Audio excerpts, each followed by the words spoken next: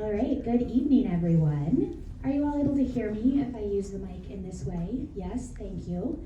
Awesome. Hello, I'm Johanna Bergen. I'm a volunteer with Decorah Power and excited to welcome you to our educational event this evening. We are a group of citizens who are really excited about municipal electric utilities, about local control, about finding opportunities for rate relief here for us in Decorah, and are very excited to invite you all to join us on March 4th in voting yes on the referendum. I'll talk to you a little bit more about that later this evening, but what I really want to invite you all today is to an evening of learning. So one of the things that I value about city governments in Iowa is our camaraderie and partnership amongst cities. And so there's a lot of learning and cross-sharing of knowledge in towns across our state, and tonight is just one of those examples.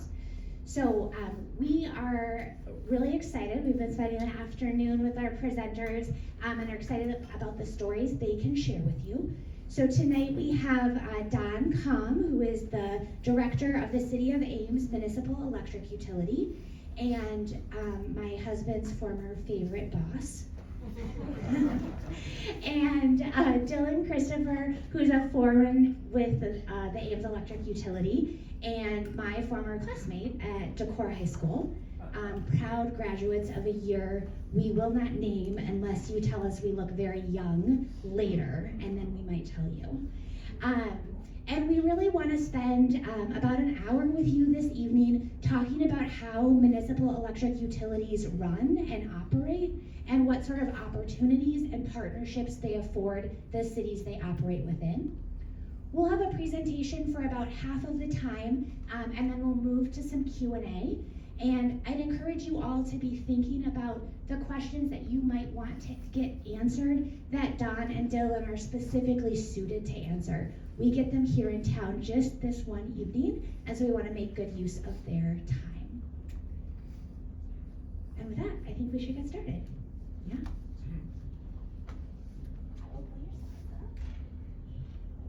So she said I was Joel's favorite former boss. Now, if you think about the English and how that works, does that mean that I'm his favorite because I'm a former, as opposed to actual?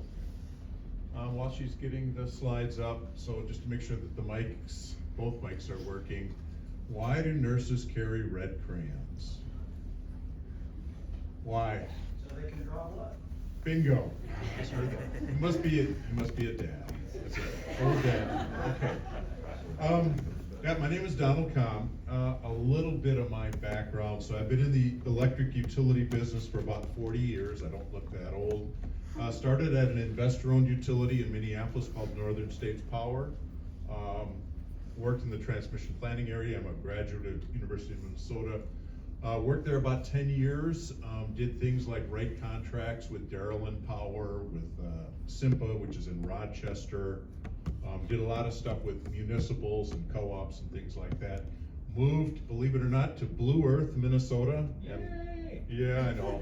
So it was good to run into an old friend from Blue Earth, but ran a municipal electric utility there for about 10 years, and I've been at Ames for about 19 years, which is a municipal utility, and I'll talk a little bit about that. Also spent about 28 years in the Air Force Reserve, operating bases, interestingly enough, military bases, so we've got some experience in firefighting and electric and water and wastewater, all that good stuff. I guess I'm gonna advance my own slides or else we won't get very far. Let me tell you a little bit about Ames. Ames is a municipal electric utility.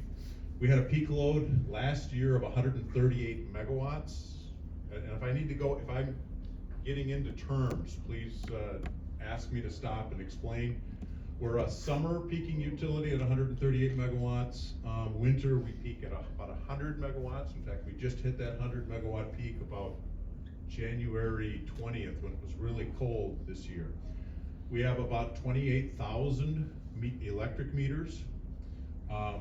We're what's called vertically integrated, and I'm going to touch a little bit more on that when I talk about utility structure. All that basically means is that we own basically from generation through transmission down to our load. So we have all of those aspects within the municipal, within our world, and there's different kinds of municipal utilities that we'll talk about. Right now, our power supply, we have a waste to energy facility, so we run to burn garbage, run to burn refuse-derived fuel. So roughly 50% of the energy that we serve the city comes from that power plant. Now, we're planning on discontinuing the burning of garbage, and I can talk about that for a half hour, but that's gonna end probably at the end of 26, beginning of 27. We've gotta find new things to do with our garbage. We have about 16% renewables, and I can talk about our climate action plan that the city just passed that we're gonna be deeply involved in. And then about the remaining 34% we buy off of what's called MISO, or the Mid-Continent Independent System Operator. And so we're actually in the day ahead in the real-time markets supplying the electricity that comes into Ames. This is where I think we're very similar to Decorah with Luther College here. We have a very strong utility association with Iowa State. We share generation. So they have generation on their campus that they use for heating and, well, they have a district steam heating system for heating and cooling. The waste heat that comes off of that system, they run into generators and power some of the buildings on campus. And then we supply the remaining energy both on a wholesale basis. So in other words, we're buying energy for Iowa State through MISO and we deliver it to the campus. And then they have other loads that are actually retail loads. Jack Trice Stadium is a retail load of the city. The Veterinarian College is a retail load of the city. They're a transmission partner. So we sat down in 1990 and Iowa State says, we don't want to pay for the delivery of our power on an ongoing basis. Can we buy into your transmission system? So in 1990, we signed a contract and they literally can use about 18% of our transmission. It's on a load ratio share. So that they no longer have to pay for wheeling or delivery. They literally own a piece of the greater grid around our city. And as I mentioned, they're both a wholesale and a retail customer of ours. The other thing that's up here, the other thing that's kind of interesting about Ames, you know, many municipals think, well, I'm gonna serve everybody who's in my community.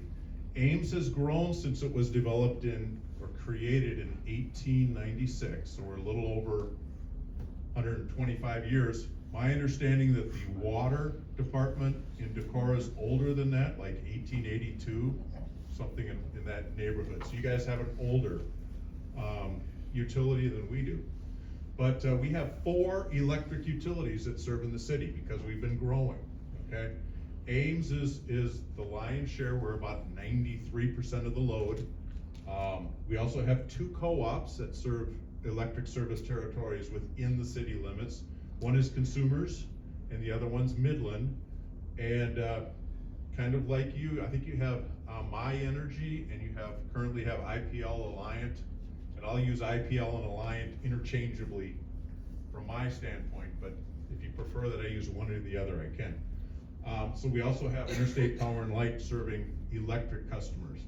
Interstate or Alliant in this case happens to be our gas supplier for the entire city also. I put up here, so, say again? Oh, so I kind of put up here where the rates are today. This is actually 2023 data. All of the utilities must supply their rate information to the Iowa Utilities Commission. And so Ames is the green bar.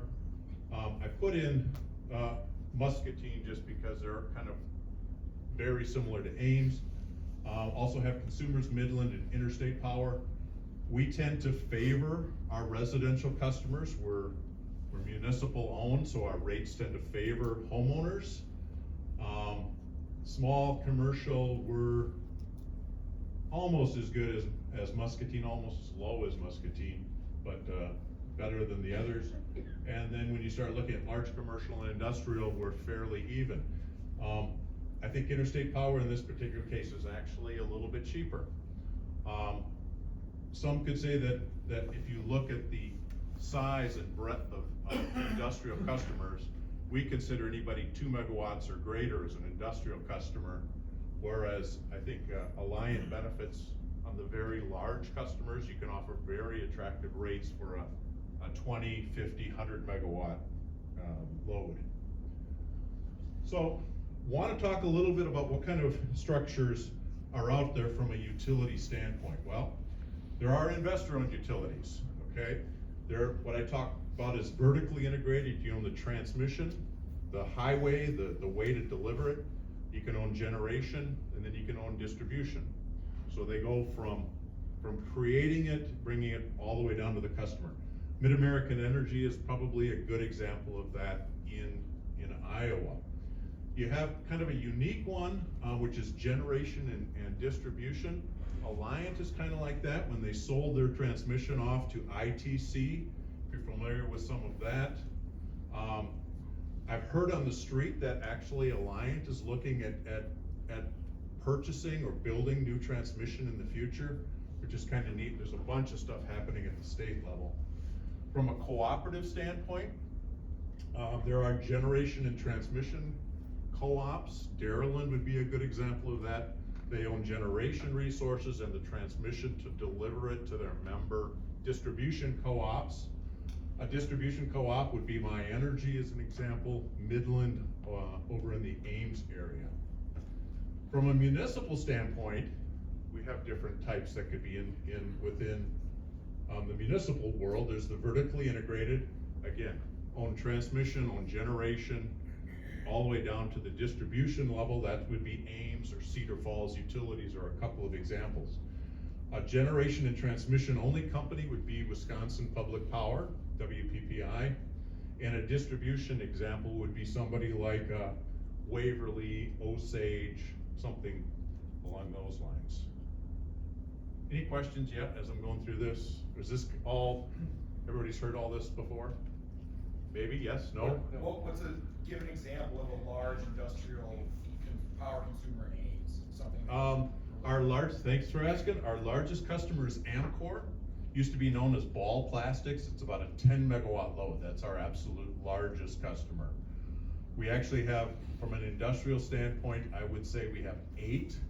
So Amcor, we have a 3M plant. We have a Hawk chemical plant. Mary Greeley Medical Center is one of our bigger customers. And then VetMed, Iowa State Veterinary Medicine Campus is probably another one of ours. Anybody else? And Danfoss is a big one too. When you look at how are municipal utilities governed, there's not just one size fits all. There's a couple of different types. So you could be designed and built under a city council controls. In other words, that's how Ames is set up. So my boss actually is the city manager, and from the city manager, a lot of our budgets and big projects have to go through the city council to get approved, okay? Some of the neat things about that is we have shared resources. What I mean by that is I don't have to go off and have my own legal staff. I don't have to have my own human resources staff or my own billing staff or my own purchasing staff. We're able to use the city's services, and then we pay part of those costs. So it saves the city on money, and it saves us from having to add that kind of a staff. The other that are out there that exist are independent board controlled. Typically these boards are the members are recommended or appointed by the mayor or by council, but can also be elected. Examples of that are Cedar Falls, and I actually put Blue Earth in there just for you, Ms. Wellington. Oftentimes, and this doesn't have to be the case, they can typically be more business focused. They can be more singularly utility focused. It's interesting as I go to council meetings and the Parks and Rec person right before me goes up there and says, okay, I want $50,000, I want to put in a child's fountain to play in. And council knows about fountains. I don't know how they do this. They know about fountains, and they sit there and well, you know, should it be that big, or what are you gonna do with the water? And then I get up there and say, I need $1 million to buy a, no, not a bucket truck, but assume it's a bucket truck. And they kinda look at it and they go, well, if the utility needs it, the utility needs it, and so it's interesting. What we've done, because our utility has grown to be somewhat complex, is in 1982, council created a board, a specific board of city people that become an advisory board. So on major things like budgets, on projects, things that council wants more in-depth study, they send it to this board that then works with us on a month-by-month basis. We just finished budgets, sitting down with, it's called URAB. I didn't come up with the name, Electric Utility Operating Review Advisory Board. And we just finished budgets with them, and then we took those to the city council for approval, which should get approved in March. But they've asked the board right now to look at something called the value of solar. The city wants to increase the amount of retail or residential owned solar, and have asked the board, how can the electric utility encourage, sponsor, increase the amount of solar that people can put on their homes? And I could talk a little bit more on that too. It's some really cool stuff that we're gonna be doing here in the coming months. So it's a way that this board then can go into the deep dive and then be that advocate for the residents, and then bring that information to council. The other thing I'm gonna mention, because this is oftentimes a misnomer, electric utilities do not use 1 cent of tax dollars. All of the money that we use to buy trucks, to buy equipment, it's all based into the rates that people pay for their electricity. So there's no cross sharing. In fact, we as an electric utility actually pay what's called a pilot, payment in lieu of taxes, to the city. So as part of the revenue that we earn, rather than paying taxes, we pay money back to the city to help offset some of the general operating costs of that.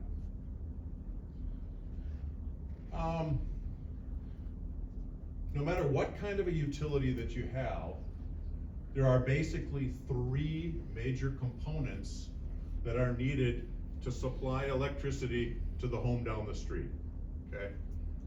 If you become a municipal electric utility, you're gonna have to get transmission service from someone. That could be ITC in this case, which is close by. I think Dillon is close by. I'm not sure who delivers to My Energy, but you have to arrange for service on the transmission system. The second piece of it is, whatever your load is, you have to have the capability to meet that obligation at all times. In other words, you have to have capacity, and I'll touch on what that means in a minute. And then from an energy standpoint, it's a continual, if somebody goes over there and changes a light switch, the draw of electricity is gonna change instantaneously. There's gotta be something that's bringing more energy in when lights come on, and turning energy off when lights don't. Sounds complicated, but it's actually really, really easy these days. So from a transmission standpoint, transmission itself is like the interstate highway of electricity. So it's the high voltage lines, typically 69,000 volts and higher. Ames happens to have 2 161,000 volt lines that interconnect us, ironically, to SIPCO, Central Iowa Power Cooperative, through ITC. We also have an interconnection, 2 interconnections with Mid-American Energy, that one's at 69,000 volts, and one's at 161. Let's see. The way that's built, if you want to get into the details, is whatever our load is on the system at the time that the greater system peaks. So if our loads are right in sync with everybody else around us, we pay our ratio share of the transmission cost to use the wires. If our load happens to be a little higher at some other time, we benefited from that due to the diversity of the loads that are onto the system.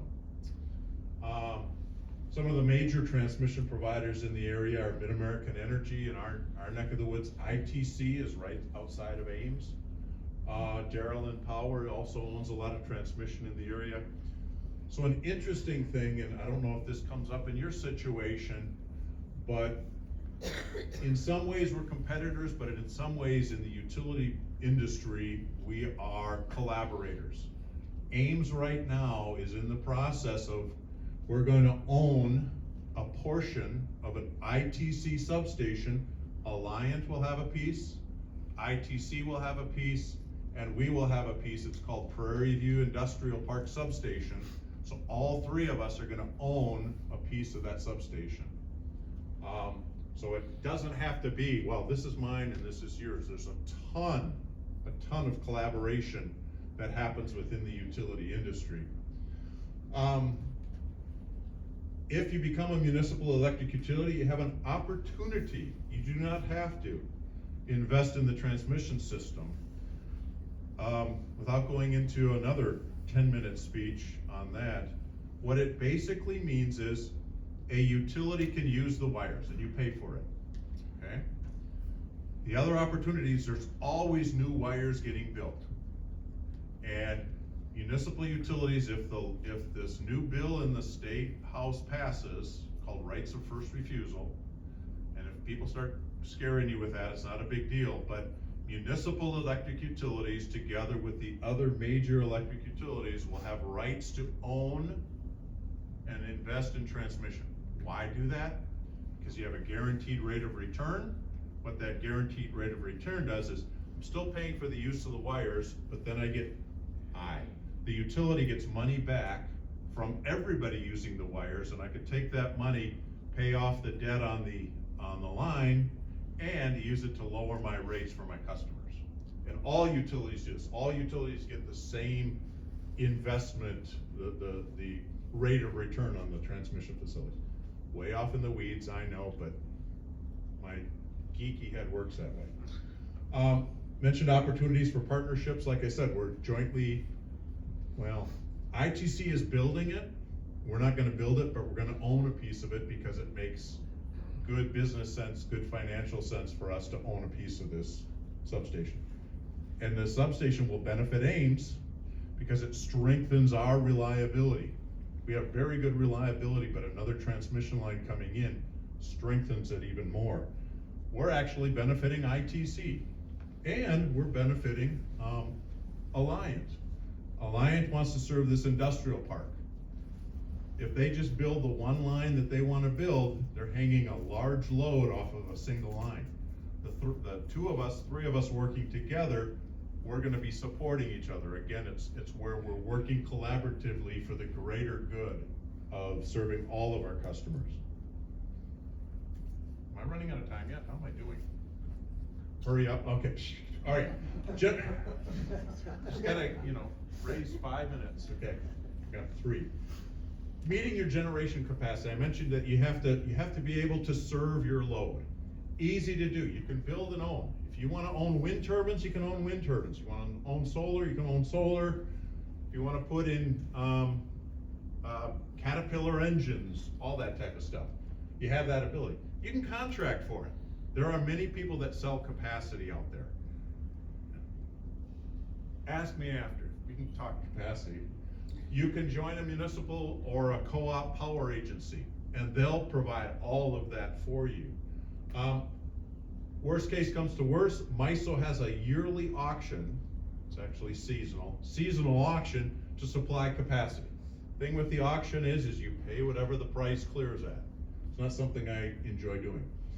The other thing I wanted to mention is generation has different value depending upon the fuel, all right?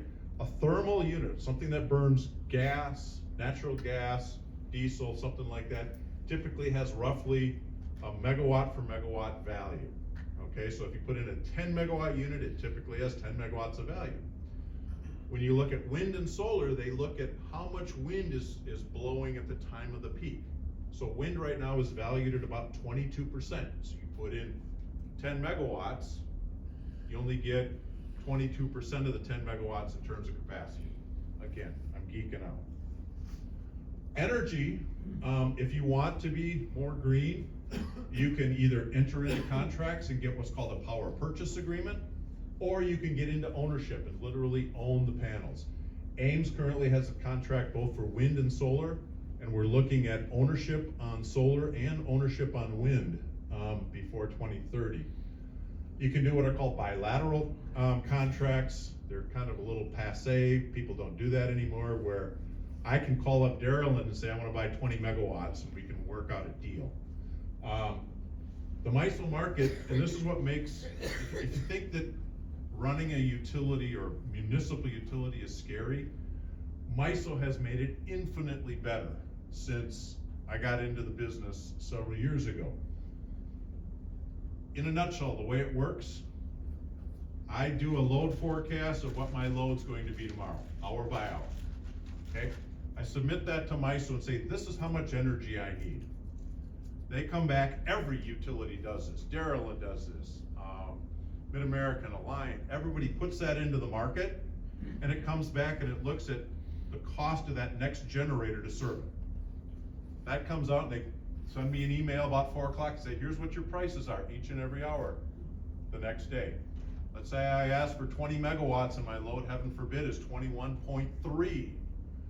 Well, there's a real-time market that readjusts the price every 5 minutes. So that 1.3 is then provided on a real-time basis. We get the bill once a week, we pay weekly bills, and it's not like, oh, you've overscheduled or underscheduled. The system takes care of itself. It's actually quite easy. Okay, what ifs, all right? Decorah becomes a municipal utility, a storm comes through, and you're just hanging out there, and who's gonna come and help us? We have a strong mutual aid system. Ames, like Cedar Falls during the derecho, lost 100% of its power back in the day. We had 9 other municipal electric utilities that showed up. Some of those municipal electric utilities only had 2 or 3 linemen for their entire city. And still, they brought their trucks, they brought materials, they brought their people, and they helped. Sometime later, Corn Belt, a co-op, had similar problems. We actually offered staff to help. They were covered, but between municipals and cooperatives and even the investor-owned utilities, when a storm happens, it doesn't matter what kind of utility you are. First and foremost, you get the lights on for everybody. It doesn't matter whose customers are whose. But storms are one of those things where you do not, it's not a turf battle at all. Staffing, there is a statewide apprenticeship program. There's actually a field that we collectively as municipals own in Ankeny, and DMAC provides an apprenticeship program there. And there's shared resources, both short and long term, that can happen either between municipal and municipal, co-op and municipal, municipal and co-op, and things like that. The other things, regulatory issues. Ooh, the government. It's actually not that bad. We have, on the national level, American Public Power Association that looks at what's happening on the state side, on the federal side. Iowa Association of Municipal Utilities works on behalf of the state side. I don't know if anybody has questions on other what ifs, would be happy to talk about them. Costs of a municipal, okay? This is not an easy decision, completely understand that. You have to think about staffing, potentially have to think about staffing, short and long term. Funding and financing, how are you gonna pay for it? Billing, you have a water department today. I understand it's like postcards. You may have to look at a more advanced billing system than postcards. We actually send out letters, but we have an online system. You can pay by credit card. We actually get a lot of walk-ins, which are it's interesting actually. You have to think about state and federal regulatory requirements. It's like, oh, how do we do this? How do we do that? the key is this has been done so many times with so many cities, you're not alone. There are people out there, Ames has been out there, we can help you, the state association. It's not that scary, we've been doing it for over 125 years. And there is a potential for higher costs. If the city, like in Ames itself passed a climate action plan. So they came to us and said, by 2030, you'll be at 50%, by 2050, you'll be at 100%. So now as a utility, I'm starting to plan in wind and solar. In fact, in my budget, in my 5-year budget, I've got $50 million I'm putting in there to buy wind. So we do what the city is desiring us to do. What are the benefits? The biggest foot stopper here is you have direct control, okay? You have a focus and purpose of the utility. We try to balance, and it's not equal, it's not like a triangle where we're dead center, but we're balancing sustainability, we're balancing reliability, and we're balancing affordability. And I personally want reliability as number one, affordability as a close number two, and sustainability as a number three. I will not say, forget it, we're just gonna all do green. I don't care if people's lights go out, that's not, in my opinion, the way to operate a utility. It's those first two, but bring in sustainability, knowing it's gonna cost a little bit more. For us, I can't begin to explain alliance rates. I know there's a lot of, within the rates you have a lot of extra fee structures. I like them simple. On our bill, electric rate, there's a customer charge that pays for the meter and some fixed infrastructure and an energy charge. That's it. There's nothing else on it. For our commercial customers, there may be a demand charge. That's it. Nothing else on it. You can start looking at more advanced rates if you want to encourage your customers to use power at different times. And that's called like time of use rates and stuff like that. Local decision making. You think that it's easy, if you think that it's easier for a council to raise rates than it is for the Iowa Utilities Commission, trust me, the work that we go through, the last rate increase we had in Ames was in 2017. In my budget this year, I'm asking for a 1.5% rate increase. So it's been 8 years to get a rate increase into the system.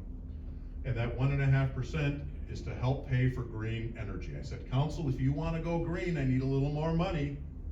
So I think they're going to pass that. So I'm getting 1.5% to invest in renewables. Community reinvestment. And I know Alliant does a good job at this. They come to our council meetings and say, hey, we're a local presence, and here's some things that we're doing within your community. I think as a municipal owned electric utility, you can do that and more. But I will honestly admit Alliant does do some good local community reinvestment. Reliable service, okay? All of our linemen live within, 30 minutes or less. And what we do with our linemen is what we call our number one. They take a vehicle home. So if they get a call, Dillon is not running to the shop. He goes straight to that spot, checks it out. If he needs help, he has the ability to call in people to help him. He's not, what do I do and who do I talk to? He's got all of the authority to get the lights on. And then we talk about it the next day. Is there a better way to do it? Or typically it's attaboy, thank you. And there is a potential for lower costs. In Ames right now, like I said, our residential costs are lower than Alliance. And it's interesting, the mayor is on Alliance system in Ames, and he keeps telling me, can you run an extension cord? I keep telling him no. That is the end of my slides. Mentioned before, Dillon is one of our line foremen. He grew up here in Decorah. I encourage you, if you have questions about what it like to be a line worker or work for a municipal, or why does he do that and not work for somebody else, feel free to ask him. I'm available for questions too. Sorry, I apologize if it took too long.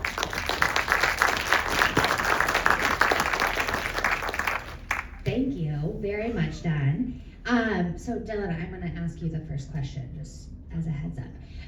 We'll take questions from the audience now for about a half an hour. There are several Decorah Power volunteers in the audience that are available to stay a little longer and get in the weeds if you're interested. And again, just a reminder, we'd love for you to prioritize asking questions to Don and Dillon while they're here and in town. So Dillon, I'm wondering if you'd be willing to talk a little bit about why you choose to work for the city of Ames versus other providers. I started at Ames, I don't know, almost 9 years ago. I didn't really realize when I was applying there I was actually going to like it like I do. It's nice to serve the city as a whole. You know, you get to see the same people on a regular basis. You get to know, you know, the local citizenry. It's a very good population down there. A lot of good people, just like Decorah. I feel like we're very similar people between the two cities, the whole structure of the cities as a whole. So I chose it over, you know, Alliance and the RECs. I used to work for an REC. Like I said, initially I didn't know why I chose it, but now that I'm there, I just like being part of that, of the city as a whole. I feel like we get a good voice in what's going on compared to the other places. We get treated with respect by the city and the population quite well. You know, I know I have people that work for other utilities, and it's not necessarily always the same, and you're not, you know, where they serve, you know, they serve one town, we serve one town, they might serve 10, you know. You're not always a familiar face, and I think people like to see that stuff. So. One thing I'll add to that too is, so our line department was union for years and years and years and years. And about 2 years ago, they voted not to maintain the union. I think the linemen were a little worried, what's the city gonna do to us, but I think you're pretty happy. Yeah, touching on that, it's generally a lot of linemen out and about are part of a union. Very well could be if you guys start one up here. It's not scary to work with either one of them. As he's saying, we found out in a hurry that the city treats us the same as it did before, if not even better, actually. So union, no union, it's completely good both ways. I wouldn't be worried about that one bit. Questions? What kind of training is needed for being a line person, and is it hard to fill positions? So generally, you can go about it in a couple different facets. I went to Northwest Iowa Community College, Sheldon, Iowa, got a year's worth of experience in that program there, and then I finished my apprenticeship through an REC. So some people can start off just with a base apprenticeship with a company right off the ground and build their way up, and then some of us go to school and start it off, get a little experience through that.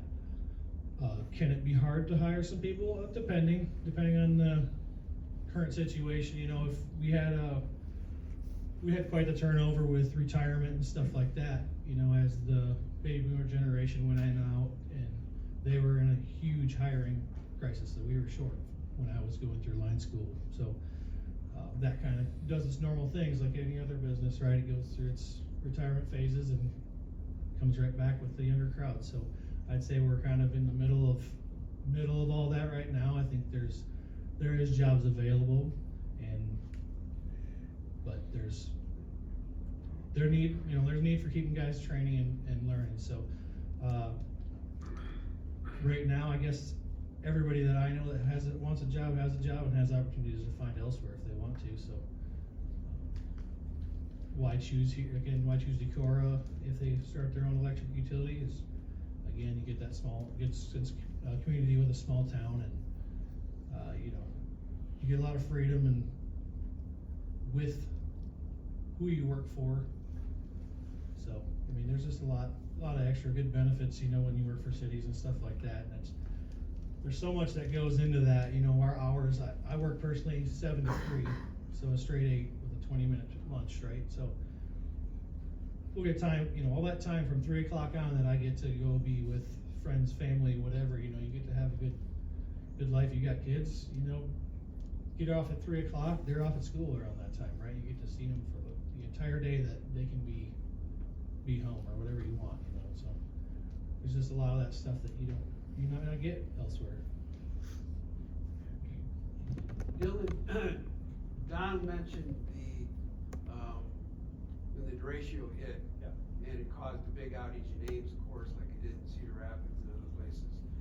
And you guys had other REC, you know, crews come in. Can you talk about that experience a little bit from your perspective, how that all worked and how it came together?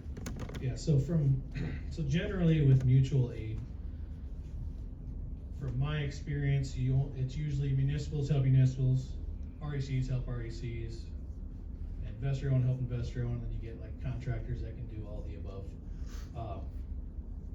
Yeah, so what happens for us is when they call in help from other utilities, usually we split up as a group. So I took a crew from Cedar Falls and I managed them, and we ran through our section of town with lines. And then we had the same thing with the rest of the crews from the city. So we have, like I said, 9 guys. I think we ended up splitting up with 6 different crews probably throughout us, and then we had a couple in between us that we can kind of manage and keep an eye on. So it's very, very useful. There's a lot of knowledge around the state amongst other linemen within the cities.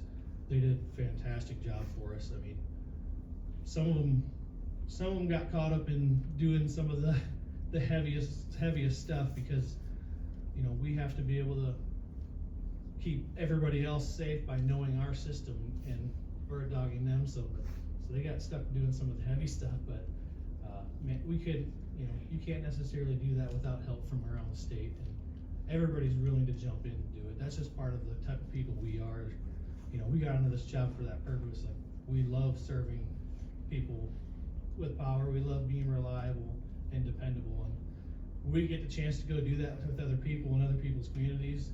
I mean, we ask for it. I mean, we've asked for it many times, saying, "Okay, can we go help these guys?" Like, we love it, and we love it in return as well.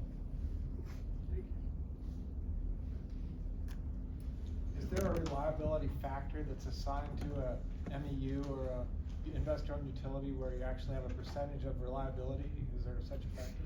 So within the industry, there's these factors called SAIDI, CAIDI, things like that. So yeah, we have reliable indices that we publish. Right now it's on a yearly basis. We're gonna move that up onto a quarterly basis. One of the things that we do with that is it allows us to say, okay, what caused our outages? How long were they? In Ames, our 2 biggest problems, one is the dreaded squirrel. We get more outages from squirrels than anything else. So one of the things the line crew crews are tasked with is, if they're out there, they find something that had squirrel damage, we have the ability to do animal guarding. That's one of our focuses. Another has been contractors, interestingly enough. We'll go out, and all utilities are the same. You've got to market, you've got to call in one call, you got to market, but still, we get contractors that kind of come in and either hit something or touch something. Those are our biggest problems. But yeah, reliability, we're at the 99.92% in terms of system reliability. I could dig up the SAIFI and CAIDI numbers if you guys want to see them, but Alliant has them, we have them, and we'd be happy to share them with anybody. You want to say something on that? We cover roughly 65,000 people when the students are in. We have 9 people. We have 9 linemen that cover that many, and we are able to maintain a very high satisfactory rate amongst customers and reliability rate. So you get good employees, knowledgeable. You know, we can handle a lot. We don't need a ton of us to handle a lot. Decorah would not be very hard to handle in this situation. Pretty easy to take care of.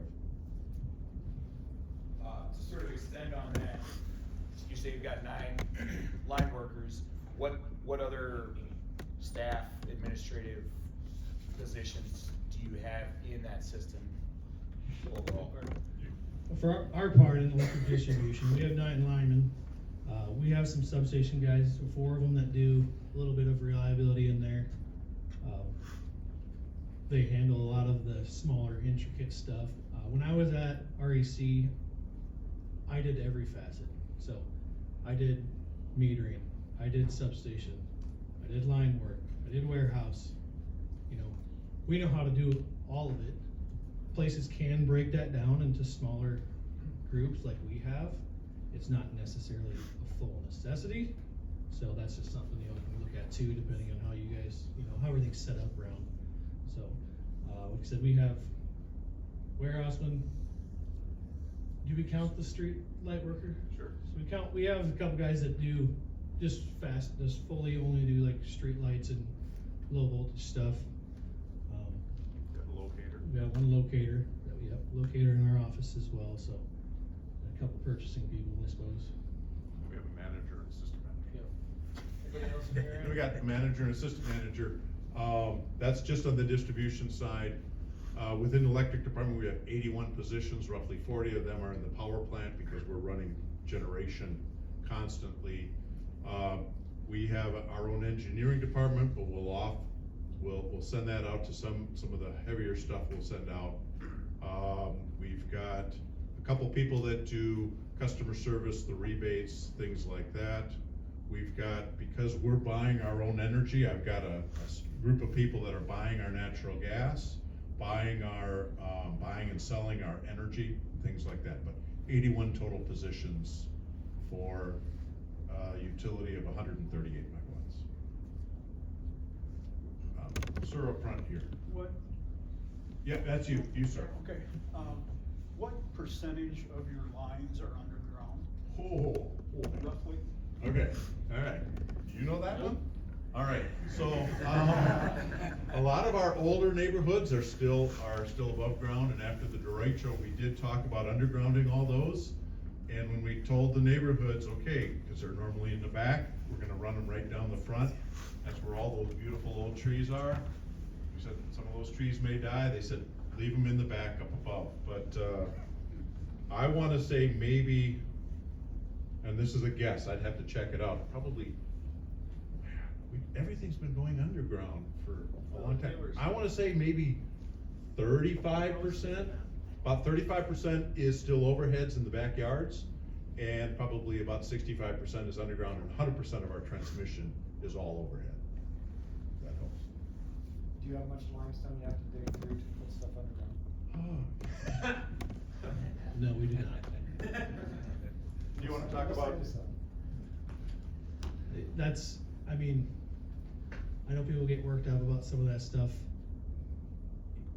We're tradesmen, we're hands-on mechanical people. You give us a piece of equipment, teach us it for a week, we'll be teaching guys next week how to use it. That stuff's not a big deal for us.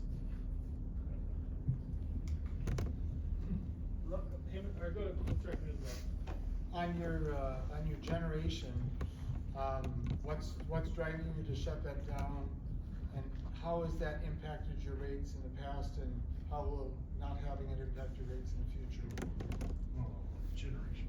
All right, we have been in a waste energy operation for 50 years. 50 years ago, it was coal and paper. Easy to burn, easy to take care of, everything was fine. It was actually cheaper resources. Come 2008, when the economy went to crap, basically there was so much free energy out there, our plant became more expensive to run than it did buying off the market. So right now, it is still more expensive to generate. We switched from coal to natural gas in 2017, and garbage has changed. Garbage is more garbage now. It's so much plastics and stuff like this. One of the things that we learned is when you burn plastics in a coal environment, it's okay. The ash kind of absorbs some of the chlorines that come out of that. This is the chemistry department, right? Absorbs some of the chlorines. Switching to natural gas, you're adding water and you're taking out all of the ash. So we're creating this environment that's just eating through our boiler tubes. Terrible. So we're spending a ton of money on boiler tubes. And it's more expensive to run that plant than what we can run with new reciprocating engines that we're gonna buy, or with wind and solar. We're in a hotbed of wind where Ames is. Oftentimes, energy prices in the real-time market are negative. People are paying us at 2 in the morning to take the energy, at 5 in the morning, at 10 in the morning. So when we shut it off, we're gonna switch more of our energy from wind, solar, and the open market. We're gonna keep that unit. That unit is there for capacity reasons, like I mentioned before. And there's times when the wind doesn't blow and the sun doesn't shine, we're gonna turn those units back on, typically in the summer, and run them when they are so we're getting the best of both worlds. It's a completely paid for plant. One of the things we gotta look at is staffing. Right now I've got staffing because we're running 24 hours a day, 7 days a week. That is part of the change that we're gonna be dealing with, moving into that. Did I answer your question, sir? Back here in front, sir. You had your hand up again. Without disclosing too much, I'm just curious to find out what a lineman roughly makes. It's public. Yeah, I'm pretty sure they publish ours Oh, yearly, yeah. so, that depends on where you're at, who you work for. I think our base salary is somewhere around the 95,000. And then after overtime, it can be, depends on how much overtime you get, you can make up to 130. I need to disclose mine. Yeah, but if, I know that investor owned down by us, Reliant, I know plenty of guys that are working there, and, you know, they're pulling in more than that, but, you know, customers are paying for that, so. The way our pay structure is set up is, we always have 2 guys on call. They are guys, but yes, could be women too, but we have 2 people on call. So they're paid 2.5 hours to carry the pager, be close to home, have the truck, so that they can respond in 30 minutes or less. Those 2.5 hours can be used as comp time, you can pay it out at the end of the year, so there's other things there. Overtime, if you get called out after hours, it's a minimum 2-hour call, and then you get time and a half, and then on Sundays it's Sundays it's double time. So there's opportunities, or there's other costs that, because frankly, they're out in the worst weather, and I would rather have them out when it's raining or cold and people's lights are out than that's why they do that job. It's tough. Sir. A 2-part question. Can you talk a little bit from the manager perspective, the difference between how the cost of an MEU works versus investor-owned utility, and, you know, the investor-owned utility has to provide for the shareholders where an MEU doesn't, but you've got a more direct responsibility to the city and to the city coffers. But also in terms of, second part of the question is what that means for revenue generating back to the city by having your own MEU versus if you were buying power directly from an investor-owned utility. Kind of a complicated question. You actually kind of sort of covered it. So an investor-owned utility by its nature is an investor-owned utility. Mid-American is owned by Berkshire Hathaway. So the money the excess, the profit, they have a profit that they make goes back through Berkshire Hathaway. You know, Alliant is a for-profit company, and there is money that they make that they have shares. You can buy shares and be an owner that way. So there is that piece of it. That's one thing a municipal electric utility doesn't have. It doesn't have shareholders, it has customers, it has owners. The owners would be the people that it's serving. So our rates are designed somewhat differently, that we're not having to make that return on for shareholders. From from our standpoint, as I mentioned before, we benefit by being part of the city because we get to use some of the city resources. The city benefits because we're picking up some of those costs. Some of the costs that are in your tax dollars are being offset by some of the, again, we do not use one single tax dollar. It's the rates, the revenue from running the utility that offsets the city attorney's pay, the city manager's pay, human resources, purchasing, all of that type of stuff. So that's what you're referring to. There are some benefits in doing that. Can you quantify that? Can I quantify that? Yeah, So how much money goes back to the city of Ames because of the electric utility? yes, so today, so we have what's called a payment in lieu of taxes, okay? So our pilot, or payment in lieu of taxes, is based on 5% of our gross assets. So it's approximately $2.4 million a year on a budget of about $77 million. So the electric department right now is about $77 million, and we pay roughly $2.4 million back to the city. In addition to 15% of the city manager's salary kind of flows up and that type of stuff. We do not have franchise fees in Ames. It's something that with the state of the state government, they're looking at possibly in trying to alleviate some of those other problems. Sir, you had your hand up. Yeah, can you talk about your current net metering program and what the change to a value of solar might look like? Dang good question. I'm glad you asked that. Okay. So within Ames, so let's talk a little bit. So it's the investor-owned utilities under the Iowa Utilities Commission that has a certain requirement on solar. That's not to say that we dislike solar or want to discourage solar. Today, what our program looks like is you could put as much solar as you want in your home. There's no size limit in our program. This is a little bit different than Alliance. However, we don't have what I would call as a pure net metering, which means I'm gonna push a little energy out into the utility, you hold on to it, and then I'm gonna take it when the sun goes down. The way our program works is you get $100 rebate when you first put it in per kW, and then any excess energy, and it's different for each class of customers, I believe it's 7.2 cents in the summer for excess each and every hour. So if you push out at noon, we'll pay 7.2 cents for that.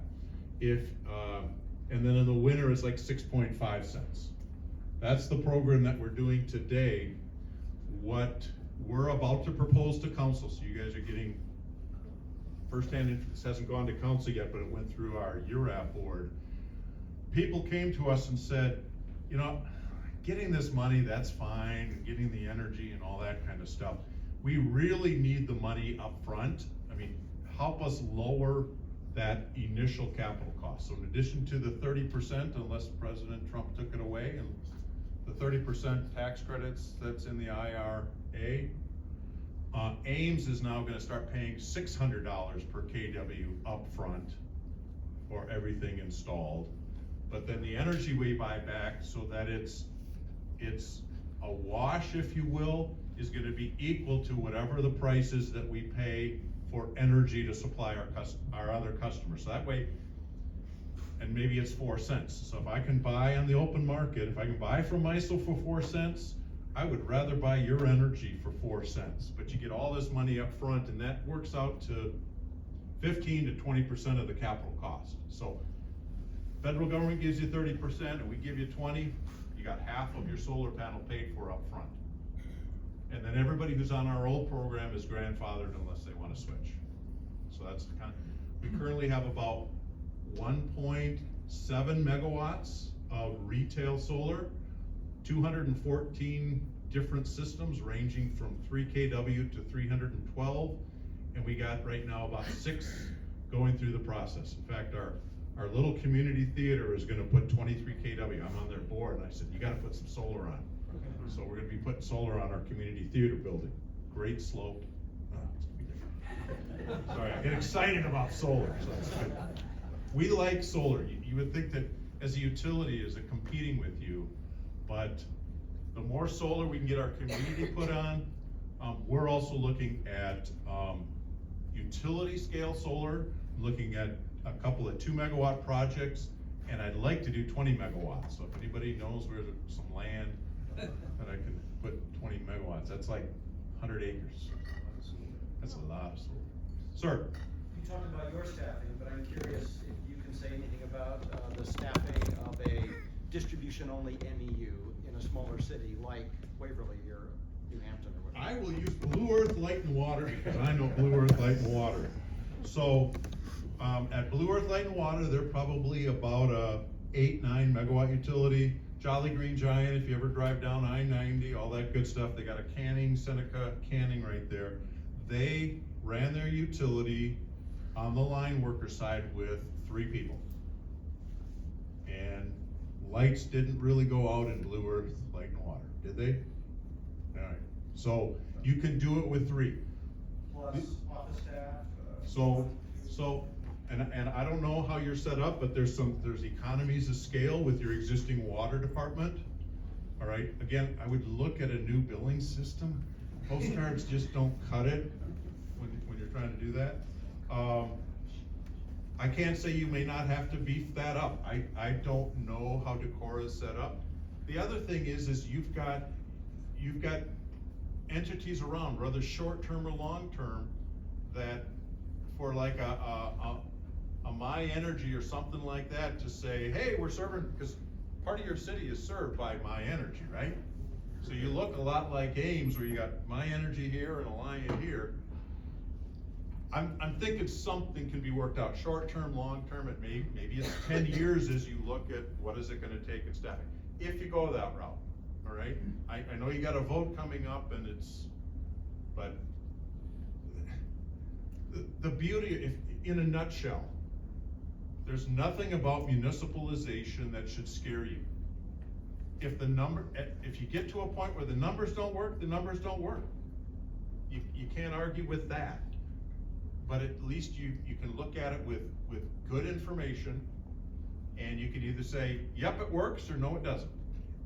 And I will be the first to say, there are a couple of municipals in the state, one that was a gas municipal, that couldn't run their system safely. And we, the association, said, you gotta sell that system. You're gonna hurt somebody. It's like 500 or less people. They sold that utility, I think, and if there's somebody from Alliant here, maybe they'll say it's Alliant, but I thought it was the Mid-American, don't quote me. And there was another municipal, very, very small, maybe you've heard about it, and you don't have the staff, and you're not doing it safely, don't do it. Would you talk about your relationship with IUC? She's asking if I have a relationship with the IUC. I have a lovely relationship. We're like kissing cousins. What's the IUC? All right. Used to be called for years and years and years, but they wanted to raise. They used to be called the IU Utilities Board. You can erase that part. The IU Utilities Board is under the state. It's 3 individuals that basically all utilities have some work with them. They became recently the Iowa Utilities Commission. I don't know why they changed their name. And basically, so for example, if I wanted to build a line from Decorah to Ames, I, as a utility, doesn't matter what kind, I have to go before the Iowa Utilities Commission and justify that power line, because we're going across people's properties. Every utility has to do that. The biggest difference with the IUC between a municipal and an investor-owned utility, my rates are driven by what my residents, I keep saying my, I apologize, but I'm very passionate about our utility. The rates are driven by the city and by the city council. I don't have to take rates to get them approved by the Iowa Utilities Commission. Investor-owned utilities, that is their checks and balances on rate increases, that has to go there. Each year, municipals, co-ops, and the investor-owned utilities have to show up before the IUC and say, are you ready for the winter? Are you ready for the summer? What should we be worrying about as a commission? You know, have you got enough generation? Do you have enough transmission? Or what's your fuel source? Do you have enough coal sitting on the ground for those that have that? We all have to do that. There are rules and there are sections of the rules within the IUC that talk about this is what an investor-owned utility must do, this is what a cooperative utility must do, and this is what a municipal utility must do. So I know them very well. I have a great relationship with the IUC. Sir? If you had to value your system at today's prices, pretend you're an investor-owned utility right now, you had to value your system and go to be an MEU, and you did it with 100% financing, could you pay for yourself? That is a very interesting question. Well, I'm gonna first tell you a little side story, because a good friend of mine at Mid-American Energy came to my boss and says, I'll buy your utility for $100 million. And he came to me, and my boss came to me, and we were talking about this in the car right over. And I got a little bit nervous because he just asked that. Bill Furman no longer works there, by the way, which is good. And I said, well, Steve, I said, if he offers you $1 billion, take it, which they kind of dropped it. Back to your question. So right now, the value of our system is roughly $350 million. That's all of our generation. That's all of our transmission. That's not counting, you know, book value of future customers and all of that type of stuff. What if you took out the generation and just dealt with the rest of it? Because we don't have generation. Okay. It's a little, I will answer your question. It's a little bit unfair, and let me explain why. Mention that we're burning garbage. We spend about $13 million burning garbage that we don't have to. Okay.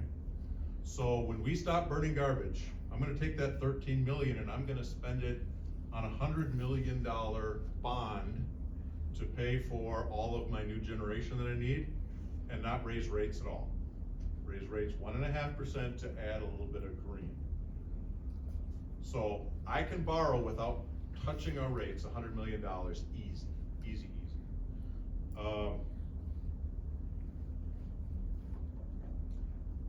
Transmission right now, it's a very good question. You must be from a line. No? Okay. Because that is a very good question. That is. Huh? Oh.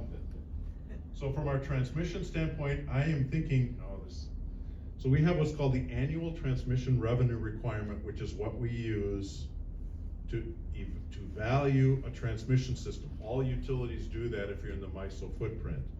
Our transmission right now is valued at about $60 million.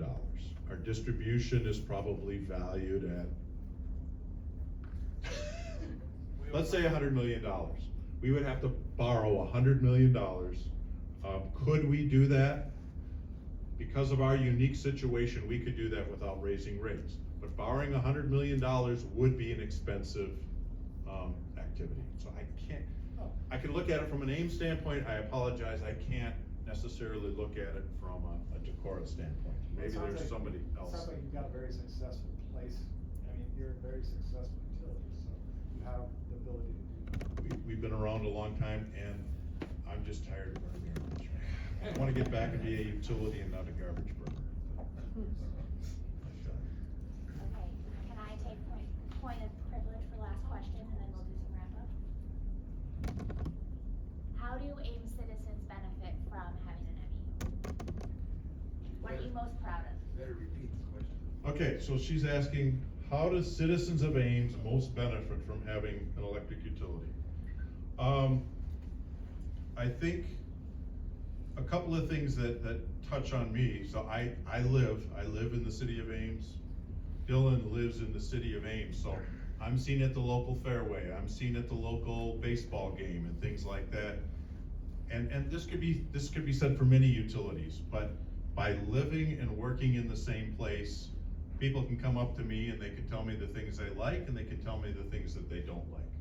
At the same time, and this is again a military background, but I'm extremely proud of the people that we have working in there. And we're out there in the middle of the worst storm and I get a phone call the next morning saying, hey, I don't know how you did it, but you got my power back on, that means something to me, and I appreciate that. I didn't have that when I worked for Northern States Power. I was a guy that sat in a tower, designed stuff. Nobody knew I worked for Northern States Power, nothing like that. You know, and I'm assuming, I'm not criticizing Alliant, I'm assuming you've got local people here too that people can touch and grab, but for being a member of the community and working for it, it's not big government controlling, it's the people down the street that knows that they can come and talk to me if they've got a problem or if they're not happy with what we're doing. From my standpoint on that, we work with electricians daily, or weekly, sometimes daily, and the ease of working with us versus a lot of the local investor owns is very, very voiced by these people.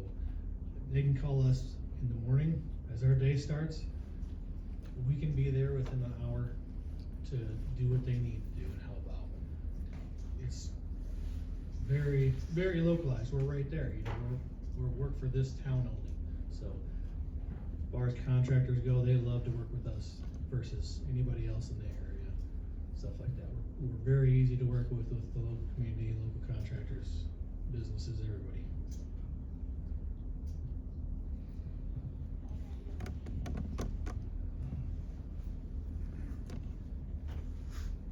Switching to the guard. Thank you so much for Don and Dillon's time with us this evening.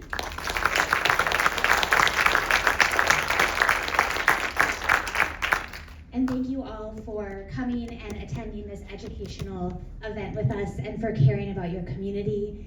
One of the reasons I love to live in Decorah is the fact that we are a group of community members who get loud about the things that we care about, and we engage when we have concerns, and we provide solutions and strategies rather than complaints. So thank you all for helping make this a really great place to live. You are my captive audience for just a couple more minutes, so I am going to use that. We would like to encourage you to vote yes on March 4th for an opportunity. The question on the ballot is, should the city of Decorah establish a municipal electric utility? And I think the answer is yes, because a yes vote on March 4th gives us the opportunity to get data and facts from the IUC that will allow us to figure out if this is a good idea. In the state of Iowa, we don't get to vote ever for who our utility provider is. That is a state-made decision for us, and we pay the electric provider who runs electrons to our house. But on March 4th, we have the opportunity to ask our city council to ask the state if there might be a better option for ratepayers in our community. So join me and many others in this room in voting yes. Spread the news with your neighbors. Let us know if you have questions. We'd love to answer them. Quick notes about voting. Early voting for this election starts on February 12th, which feels very soon if you're looking at a calendar. You can vote early at the Winnebago County office, at the auditor's office, Monday through Friday, regular business hours between February 12th and March 4th. If you would like an absentee ballot, your request needs to be received in the auditor's office by February 17th. Quick note, if you don't have children and you don't think about the school schedule, there's a federal holiday in there, and so postal service may be delayed. So if you're not putting a request in the box today or tomorrow, I would hand deliver it. And referendum day is March 4th. A couple quick reminders that tonight is not the only time you can learn more about this opportunity. The city of Decorah hosts this website, which is full of factual information for you to check out. A series of questions and answers are on this page. We want to call particular attention to the task force educational videos. So a lot of folks who have sort of deeper, nerdier questions about how this might work, there are answers in those videos, and we would recommend a listen. And then you can find our work on decoralocalpower.org and on Facebook and Instagram. Just a reminder, we're just people who live in this town who think saying yes and trying to find out more information is a good idea. And we want to help the city get out information about this vote. So thank you all for being here tonight. Let any of us know if you have questions, and we'll look forward to letting you know about other opportunities coming up in the next couple of weeks to learn more. Thank you.